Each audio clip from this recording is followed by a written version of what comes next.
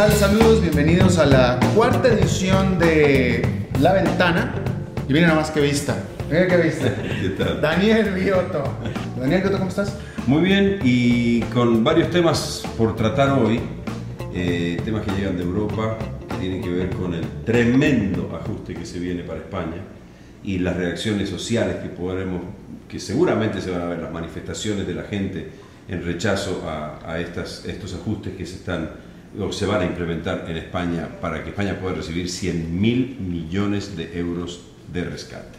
Efectivamente, bastante esperado. Ya las autoridades de la Unión Europea establecieron un plan de acción para ayudar a España, todo manifestado en una carta de intención. Por cierto, déjame hago la publicidad de que en economiafinanzas.net hay una entrevista muy interesante de análisis sobre uno de los aspectos de este paquete de reforma y de ayuda, Daniel, porque el problema en España es tan profundo que tiene varias aristas. El problema en España comprende tres elementos fundamentales. Uno es la deuda que tiene España, la tremenda deuda que tiene que pagar.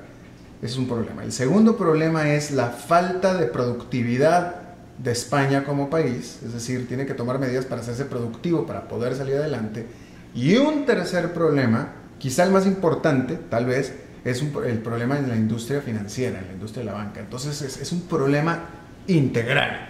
Entre los costos sociales que va a tener este ajuste, que van a estar monitoreando el Fondo Monetario Internacional y el Banco Central Europeo, entre otros, es un aumento al impuesto al valor agregado, el IVA, una reducción de los salarios de empleados públicos.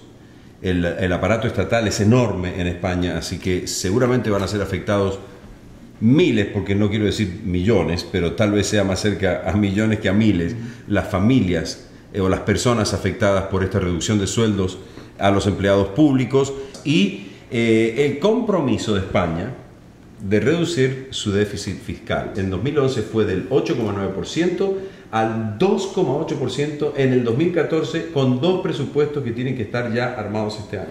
Diciéndolo en otras palabras, lo que tú acabas aquí de exponer, Daniel, todo esto significa mayores penurias, mayores dolores de cabeza, mayor contracción económica, mayor despido de gente. Entonces, en pocas palabras, mayor dolor para los españoles. Que esta es una ironía total. Y sobre todo cuando lo que más está reclamando la gente es oportunidades de empleo, es posibilidades de absorber ¿cuánto? ¿Cuál es el 23-24% de paro, como le llaman ellos, 24% de desempleo en el país en este momento? Y es lo que se va a ver afectado. Gente despedida en vez de ser gente contratada. Exactamente. Desafortunadamente, como hemos visto en los ejemplos de Argentina, como vimos en los ejemplos de México, como hemos visto en todos nuestros países de América Latina cuando teníamos crisis, porque hace muchos años que ya no tenemos crisis, felizmente, pero en ese entonces nosotros bien aprendimos que desafortunadamente cuando llegas a un punto en el que necesitas ayuda externa, ayuda internacional de rescate, la solución viene acompañada de más problemas que son los que estás sufriendo, por los cuales tú estás pidiendo la ayuda.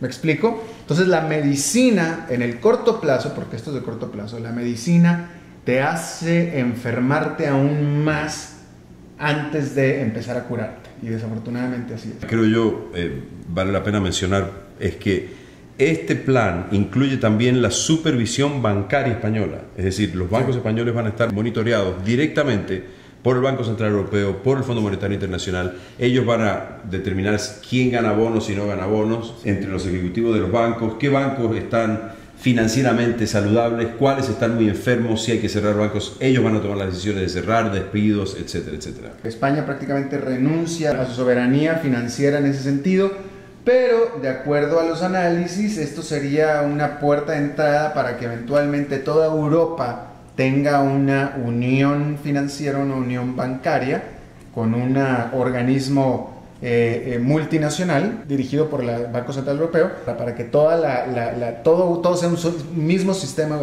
financiero europeo en el futuro, que no suena mal. Y esto que decía, que vale la pena destacar, lo de no digo la intervención, sino la supervisión bancaria española por parte de estos organismos europeos, es porque precisamente el sector financiero que estuvo dentro de esta burbuja estaba basado en especulación, en préstamos tóxicos, en un montón de vicios que se produjeron dentro del sistema financiero español. Así que creo que esto, por lo menos, es lo único que yo rescato. Lo demás, tú sabes cómo pienso, creo yo que los ajustes cuando afectan a la gente, y sobre todo a los más necesitados, que son los más afectados en estos casos, lo veo y me preocupa muchísimo, pero esto de la supervisión de los bancos creo que es un punto rescatable, porque ahí está lo más tóxico y lo más enfermo del problema financiero y económico de España. Yo vuelvo a recomendarles la entrevista con Abelardo Pachano. ¿Qué decía él en una Fíjate que la entrevista se centró, porque Abelardo Pachano fue expresidente de un banco central de Ecuador y también es actualmente presidente de un banco privado. Entonces, Abelardo conoce perfectamente bien lo que es un sistema financiero. Entonces acudí a él para que me explicara en qué consistía este elemento de la ayuda y de la reforma, pero específicamente sobre la industria financiera de España. Y en la entrevista se refleja, de acuerdo a Abelardo, que las medidas son correctas, las medidas específicamente hacia el sector bancario de España. Creo yo que vamos a ver en las próximas semanas una agitación social aún mayor en España. El nivel de frustración de la gente creo que está llegando a su límite, y esto es importante que la gente lo tenga en cuenta y lo vaya viendo y siguiendo muy de cerca, porque creo que va a haber noticias en materia social en España en los próximos días. Pasemos a otro tema, y es las elecciones en México ilegales. No. ¿Cuestionadas? Sí. Cuenta. Totalmente. Cuando se pensaba que ya todo estaba dicho, surge un nuevo elemento en este asunto de las elecciones, las cuales ya fueron hace más de una semana. Ahora, esto es interesante porque el jueves en la tarde, el candidato del el Partido de la Revolución Democrática, Andrés Manuel López Obrador, que quedó en segundo lugar, 6% abajo del ganador de Enrique Peña Nieto, debe de estar pidiendo la anulación de las elecciones. Pero esto es importante, no porque el proceso electoral, no porque la jornada electoral en sí fuera ilegal. Entonces, de esta no hay ninguna duda. Él lo que está alegando es que la campaña política, el proceso político para llegar hasta el domingo de las elecciones estuvo plagado de irregularidades y de cosas ilegales, lo cual invalidan las elecciones, pero no disputa los resultados de las elecciones como se dieron. Lo que se disputa es las campañas políticas del partido ganador en esta elección. O sea, el hecho ya está consumado. La gente votó, hay una voluntad popular expresada en los votos, más allá de simpatizar o no con el que haya resultado electo. Creo que la gente tiene que entender que fue un proceso limpio, incuestionable. O sea, cuestionar ahora la campaña me parece como buscar un... Bueno, López Obrador no cuestiona que el proceso electoral haya sido... Por eso digo, cuestionar la campaña es como buscar el pelo en la leche. López Obrador, y él invoca la Constitución de México. Él lo que dice es que el partido ganador, el Partido de la Revolución Institucional, el PRI, que vuelve al poder, violó la ley al excederse de manera atroz en los límites de gasto de campaña, y que las autoridades electorales no hicieron nada al respecto, y que encima también compraron votos, que hubo compra de votos, es decir, que se le dio dinero a la gente para que votara en favor del PRI. Tendrá que probarlo, pero una vez que lo pruebe, tendrá también que probar que eso fue ilegal y que sobre todo que incidió de manera ilegal en la votación a favor del PRI, que va a estar muy difícil. Bueno, y a propósito de la situación en México, quisimos preguntarle a la gente en Twitter qué piensan de las elecciones, si son legítimas o no, o el resultado de las elecciones. Y aquí tenemos algunas para compartir. Pánfilo López Pérez dice: no es un triunfo legítimo, sin embargo pudiera considerarse legal, precisamente por lo que decías, que no se discute el resultado, sino cómo se llegó a ese resultado, ¿verdad? Así es. Lee Opagis que dice, ¿qué importa? México se salvó de caer en manos de otro Hugo Chávez. Omar Duque dice, no creo que sea legítimo, será una prueba de fuego para el TRIFE, que es el Tribunal Federal Electoral, determinar si, una vez más lo decimos, no si las elecciones, si el resultado de las elecciones fue legítimo o no, sino el proceso para llegar a este resultado es legítimo o no. La situación de Paraguay. El asunto de Paraguay resultó que la OEA confirmó que no va a sacar a Paraguay del organismo. Es decir, Paraguay no sale de la Organización de Estados Americanos y eso lo confirmó José Miguel Insulza, que es el secretario general de la OEA. ¿Qué mensaje le está enviando esto a la región? Evidentemente, lo que haya sucedido en Paraguay no viola los estatutos de la Carta Democrática. Es interesante, Daniel, la primera emisión de hace un mes, la primera emisión de La Ventana, aquí habíamos comentado de nuestro deseo de que Paraguay no fuera aislado como país. José Miguel Insulza justamente dijo lo propio, dijo, no es nuestra intención sacar a Paraguay de la OEA porque eso lo único que tendrá por consecuencia es afectar a la gente. Y el ejemplo que él toma es sobre lo de Honduras. Acuérdate que cuando Honduras tuvo este asunto de sacar al presidente Zelaya, el cual también fue apegado a la ley dentro de la constitución hondureña, y que la OEA sacó a Honduras de su organismo, Honduras sufrió de mucha falta de financiamiento por parte de organismos multilaterales y aparte inversiones, etc. Y los que sufrieron fueron los hondureños. Y esa fue la razón esgrimida por parte de José Miguel Insulza de la OEA, que me parece que es la decisión perfectamente correcta. Ahora, no fue así en el UNASUR y en el Mercosur. Duro castigo a Paraguay en el seno del Mercosur y de UNASUR, sí. No va a ser reincorporado al Mercosur hasta las próximas elecciones. Yo creo que eso deja de lado a los paraguayos, porque eso no afecta a nadie más que al pueblo paraguayo, no al gobierno. Para ir terminando, la situación con la maldición del dólar en Argentina, como le están llamando muchos, y hay un nuevo cepo, hay una nueva traba para que los argentinos puedan comprar dólares para viajar al exterior.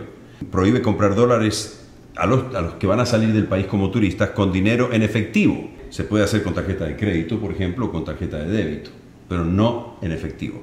Y hay algunas reacciones en internet que me interesa muchísimo que compartamos.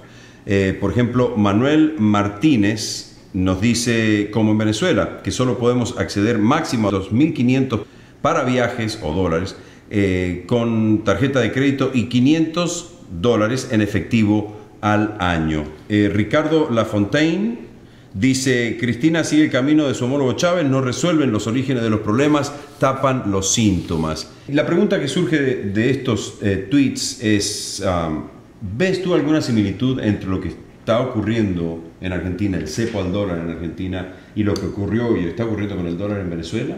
Hay similitudes, sí hay, en el sentido de que son economías, como cualquier economía normal, que necesita el dólar y sin embargo hace todo lo necesario para que los dólares no entren.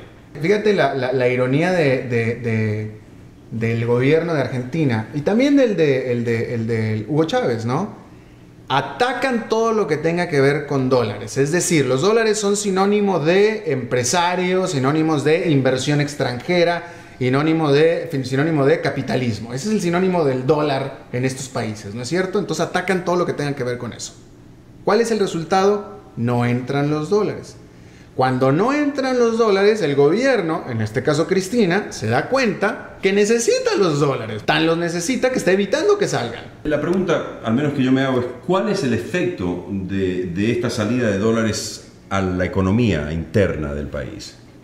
¿Qué pasa si salen demasiada cantidad de dólares del país? Si la gente se lleva sus ahorros a otro país, si lo saca de la banca interna y la lleva a Uruguay, por ejemplo. El gobierno empieza a quedarse sin dinero, empieza a haber un flujo negativo. No circula el dólar en el país, lo que circulan son pesos. Sí, pero no circula porque el gobierno quiere quedarse con los dólares porque los necesita, el gobierno necesita los ingresos. ¿Sí? Entonces por eso cuando empieza a haber un flujo negativo de dólares, entonces el gobierno empieza a acapararlos. El gobierno es el que empieza a acaparar los dólares, literalmente. Es lo que está tratando de hacer, nada más que el argentino, como cualquier otro ciudadano del mundo más inteligente, pues se busca las maneras de sacarlo, ¿no? Por cierto, déjame te doy otro dato, un efecto de lo que esta falta de dólares y de lo que los desbalances económicos comienzan a hacer, es el hecho de que los vinos Malbec, aquí en Estados Unidos, el vino Malbec nada más ha subido 10% de precio dentro de Estados Unidos. ¿Y el principal Malbec que se consume aquí es el argentino? Es el único.